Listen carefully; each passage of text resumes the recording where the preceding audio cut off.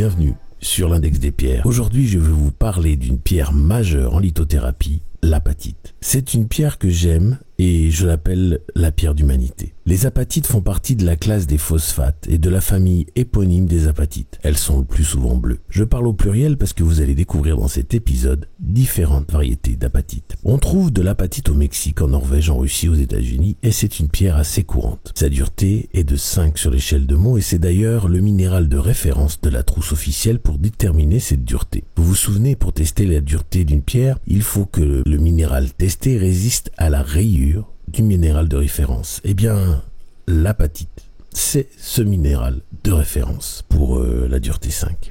L'apatite appartient au système hexagonal. Sa formule est Ca5PO4 3Cl ou OH ou F, ce qui lui donne différents noms, comme le chlorapatite, hydroxylapatite ou fluorapatite. Elle est composée, comme sa formule l'indique, de 5 atomes de calcium et de 3 molécules de phosphate. Mais cette association repose sur un atome de fluor, de chlore ou une molécule d'hydroxyde. Pour nous, tous ces détails minéralogiques et physiques servent principalement lorsque vous n'avez pas la pierre chez vous et que vous en avez besoin pour programmer un cristal de roche. Pour rappel, il vous suffit de prendre votre cristal de roche, nettoyer et recharger, et de dire en le prenant dans la main gauche « Je demande à mon cristal de roche de se synchroniser aux énergies de l'apatite, dont la formule est Ca5PO4 3ClFOH, appartenant à la famille des apatites et faisant partie du système cristallin hexagonal et ayant une dureté de 5. Ensuite, vous la programmez exactement comme une apatite en commençant à dire « Je demande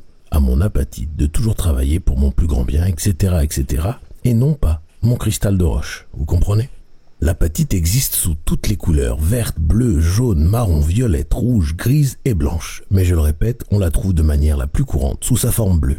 Le nom de cette pierre a été créé par A.J. Werner dans les années 1780, d'après le verbe grec apatou, qui signifie tromper quelqu'un ou être trompeur. Parce que jusqu'à ce qu'il découvre ce minéral, il a induit en erreur tous les minéralogistes dans son identification. Comme je le disais en introduction, l'apatite est pour moi la pierre d'humanité parce qu'elle fait vraiment ressortir le meilleur de chacun. En plus d'être une pierre qui aide à manifester, elle vous rend enclin au service et à l'humanitaire, sans vous transformer en esclave bien sûr. Judy Hall disait qu'elle était l'interface entre la conscience et la matière. Et c'est exactement cette propriété qui fait de vous une meilleure personne. Elle vous pousse dans votre direction tout en vous rappelant vos vies antérieures dans l'amour inconditionnel. Concrètement, tous les actes que vous entreprenez sous son emprise sont donc sous l'égide de l'amour inconditionnel et du bien universel. Spirituellement, l'apatite développe les dons psychiques, la communication, et augmente votre capacité de méditation. Cette pierre équilibre les chakras, plus particulièrement le chakra gorge, et elle élève la kundalini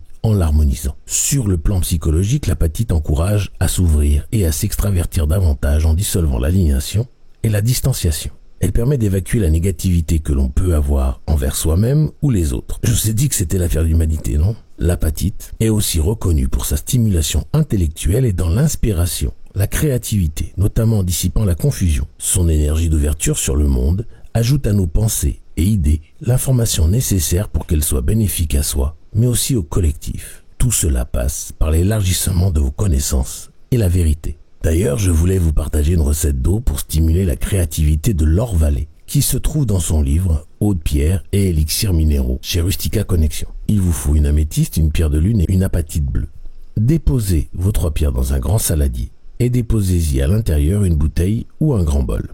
L'améthyste libérera votre imaginaire en vous détendant, alors que la pierre de lune vous connectera à votre intuition et votre inspiration, ainsi qu'à l'apatite bleue qui vous apportera sa force et vous reconnectera à votre intellect et à la sagesse temporelle dont je vous parlais auparavant. Cette eau vous aidera notamment à envisager un angle d'approche différent et à retranscrire vos pensées avec clarté. Il faut la laisser infuser si possible une nuit de lune montante. Lorsque vous buvez cette potion, vous pouvez dire mentalement le mantra « Je suis intuitif et ma créativité s'exprime librement en moi » ou alors salmoner Sri Jana Silata, Sri Jana Silata, Sri Jana Silata pendant au moins 1 minute. Lorsque vous êtes triste ou apathique, c'est-à-dire lorsque vous vous levez et que vous n'avez envie de rien faire d'autre que de retourner vous coucher, ou encore lorsque vous êtes en colère, l'apathie est votre allié pour vous ramener à l'équilibre émotionnel.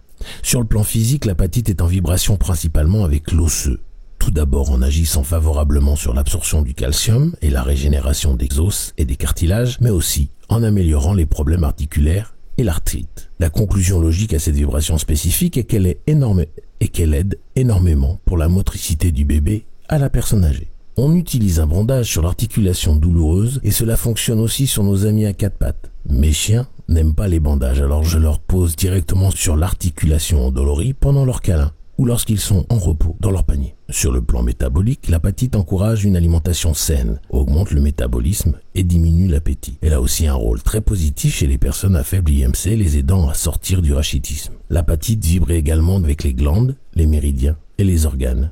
Pour les harmoniser, il suffit pour cela de poser votre cristal à la verticale du point que vous souhaitez travailler. En cas d'hypertension, je vous conseille de mélanger 3 huiles essentielles, dont une goutte d'ylang-ylang, une goutte de Golteri et une goutte de lavande aspic, et de vous masser le plexus solaire avant d'y apposer votre apatite, et de rester une dizaine de minutes ainsi, au calme. Évidemment, sans oublier de demander à votre pierre de toujours travailler pour votre plus grand bien, et plus particulièrement, de vous aider avec votre hypertension, cela ou quelque chose de mieux. L'humanité de l'apatite vous encourage à communiquer et à vous exprimer le plus clairement possible, et à tous les niveaux imaginables. Elle est très utile pour les personnes qui rédigent des discours ou des formules, mais elle est utile aussi pour la communication en groupe. En lithothérapie, globalement, on l'utilise comme amplificateur des autres pierres pour faciliter les résultats.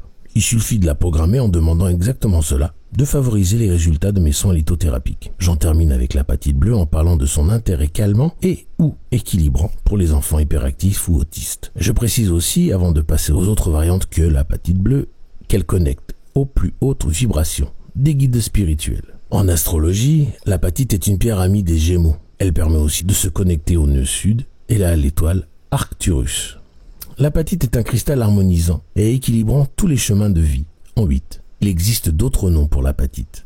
Agustite, asparagolite, pierre asperge, agustite, estramadurite, faux-béryl, fluocolophane, fluocolophanite, quiétoïte, phosphate de citron, phosphate de lime, pyroguanite, sombrérite et glopapatite. On peut facilement confondre l'apatite avec le béryl, l'amylarite ou la phénakite.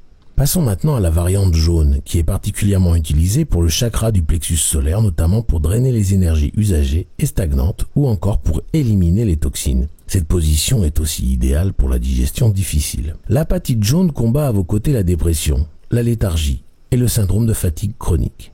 Nous pouvons compter sur elle pour l'apprentissage efficace et la concentration intense. Posée à la verticale du foie, du pancréas, de la vésicule biliaire et de la rate, elle permet d'harmoniser l'organe.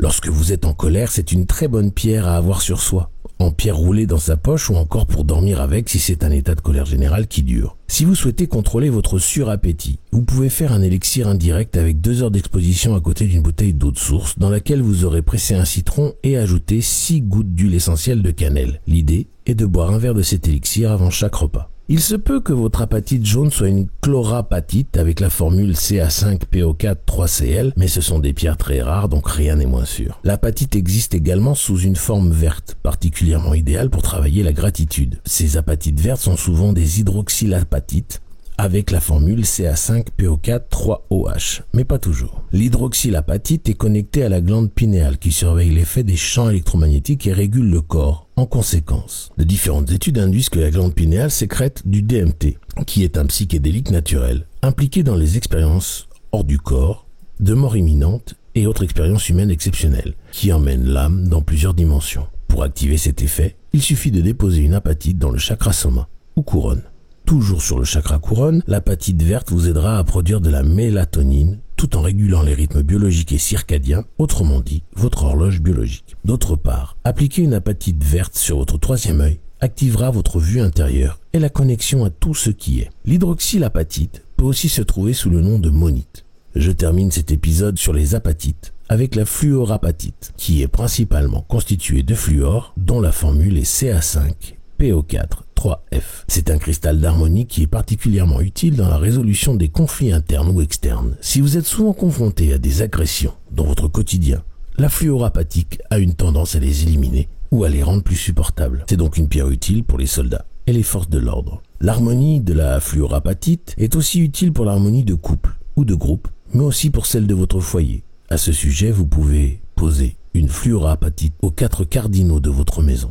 Sur le plan intellectuel, la fluoroapatite apporte de nouvelles idées. Elle vibre de nouvelles énergies qui apportent la paix intérieure. La fluoroapatite est une pierre à offrir aux personnes irritables, de manière à les calmer.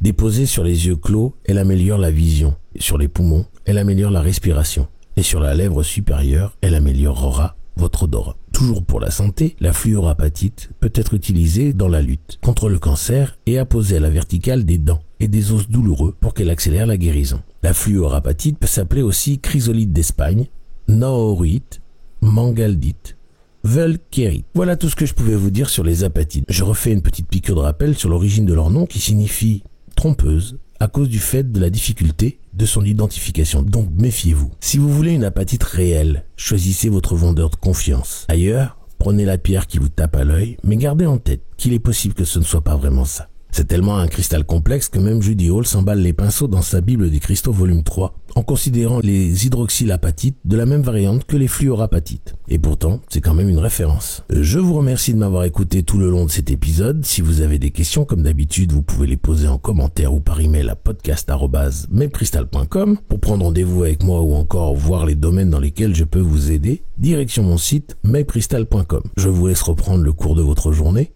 en vous envoyant tout mon amour et en demandant à l'univers de vous bénir de la meilleure énergie possible.